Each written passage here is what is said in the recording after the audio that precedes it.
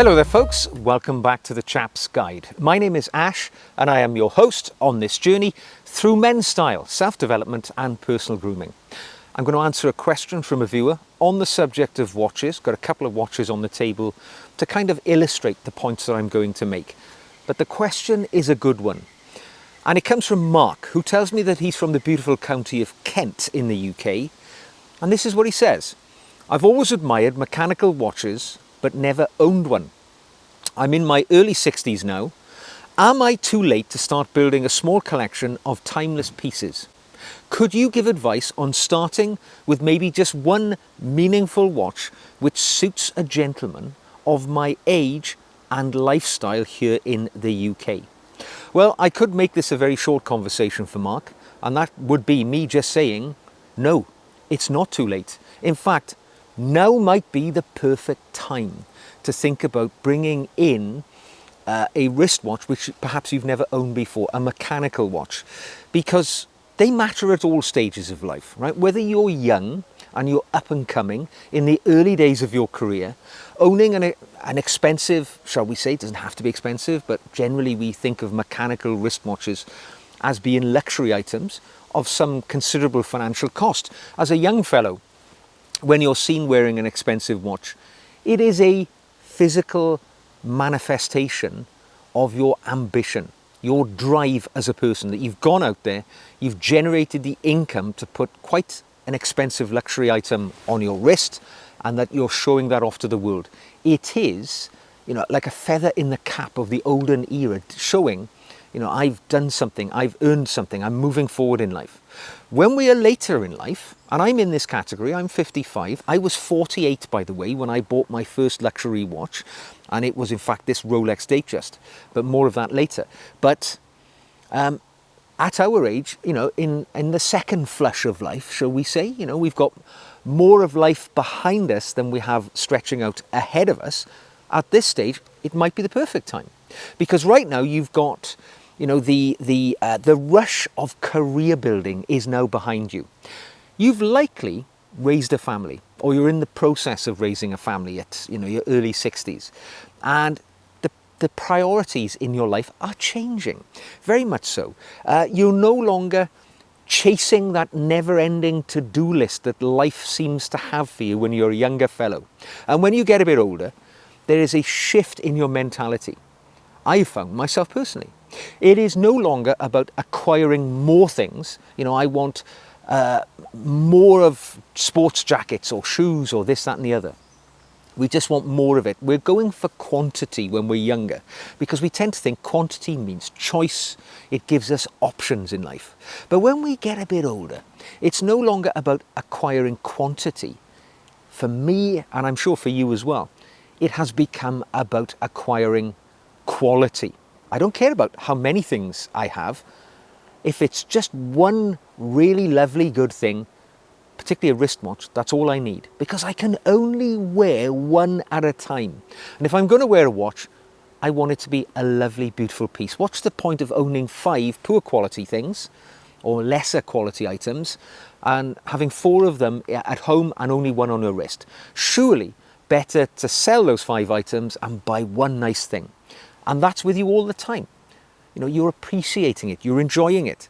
And mechanical watches, let's not forget for one moment, right? They're not necessary in the modern world. If any of us reach into our back pocket, no doubt we have a digital device, mobile phone, whatever it may be, which has pinpoint accuracy when it comes to horology, timekeeping.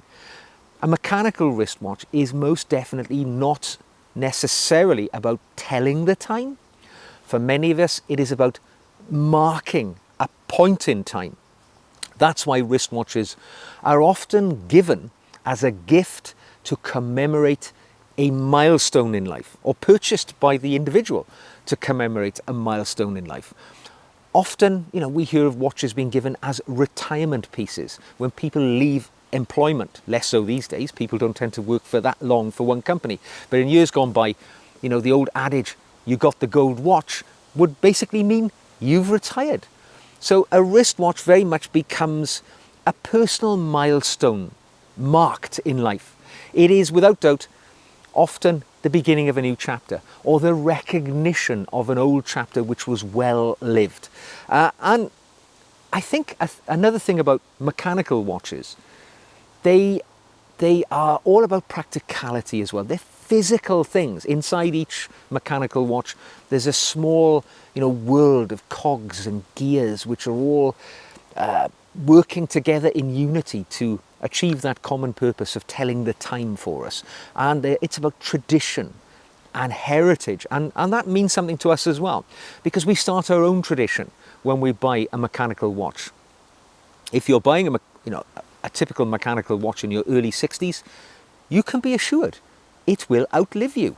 And that means you now have on your wrist a legacy piece, something that you can pass on to future generations. So if you have children, a son or a daughter, or even other people near to you, nieces, nephews who are close, or even close personal friends who you would like to leave a little keepsake after your time on this earth is over, so that in years to come, particularly your children, when they're at some point in the future, they pull back their sleeve to look at the time, and they are faced with a watch which you wore during your lifetime and passed on to them.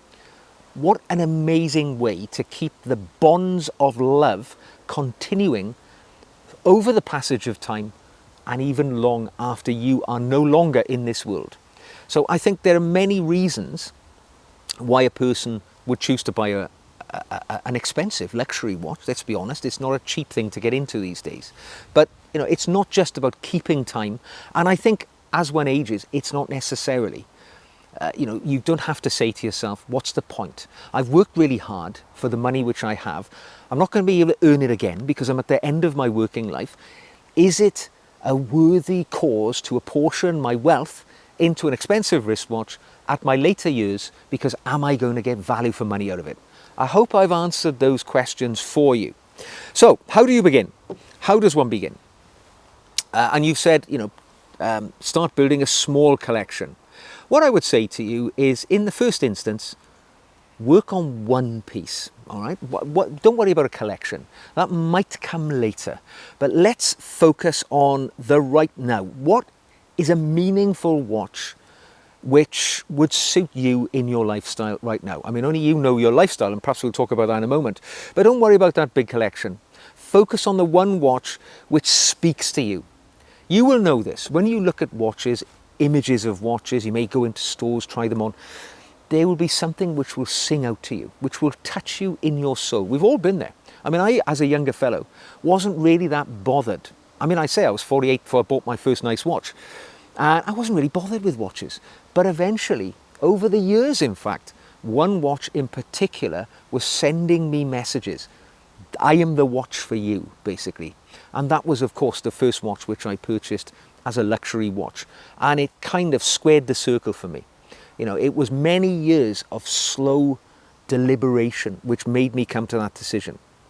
So think about the watch which sings out to you. And I would also say, it has to feel right when you put it on your wrist. It's not just about the image, right? They might look great, but when you go into the store and put them on, they might be too big. They might be too small for your own wrist, because you're unlike anybody else. You're an individual. And a watch will lie differently on your wrist than it does on mine, than it does on anybody else's. We've all got a different physiology, as well as we all have different taste. So it's got to work on the wrist as well as looking good to you in a brochure. So don't ever buy anything without first trying it on, believe me. And as an older gentleman, I would suggest, like myself, it's not about being brash and about being trendy.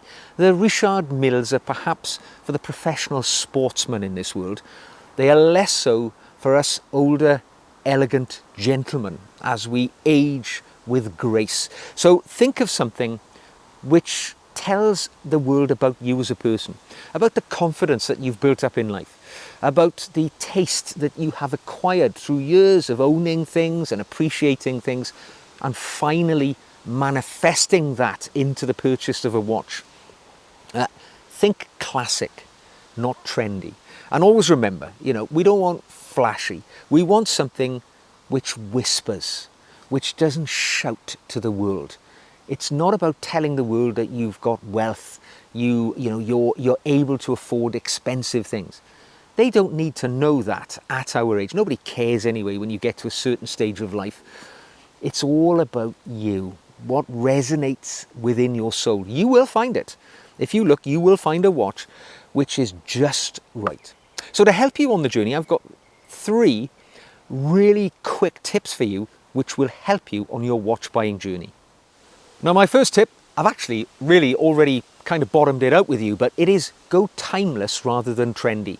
All right, all these big, fancy, brash, large, golden, fancy watches, it's a young man's game.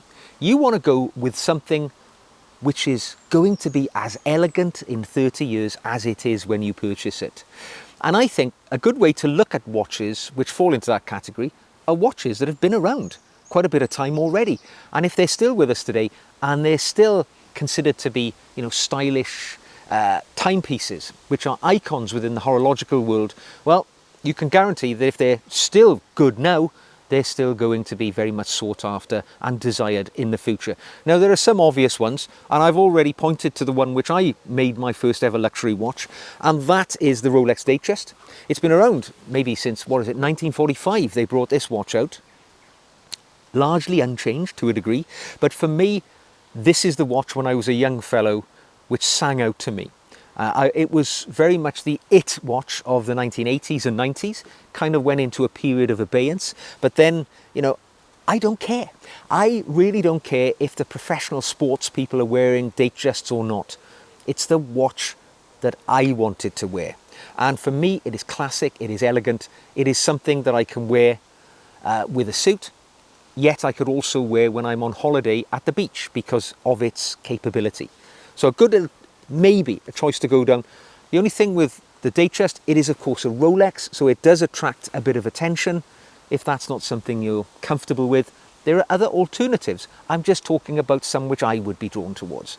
Now, if you like the Rolex Datejust, you're likely also going to have in the same orbit something like the Omega Seamaster Aquaterra. Comes in a few different sizes, just like the Rolex.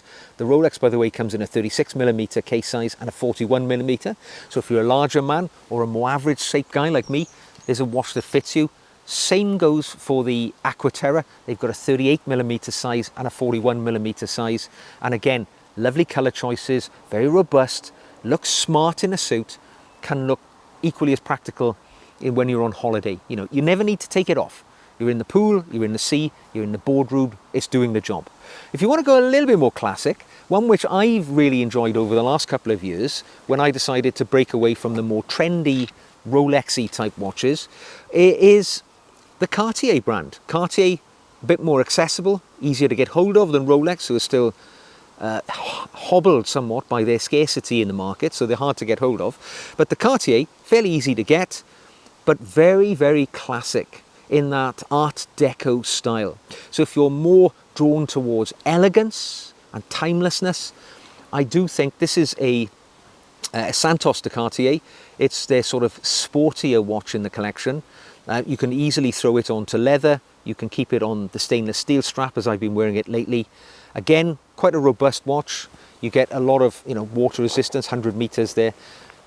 I'm just touching the tip of the iceberg here. These are the ones which I've been drawn to.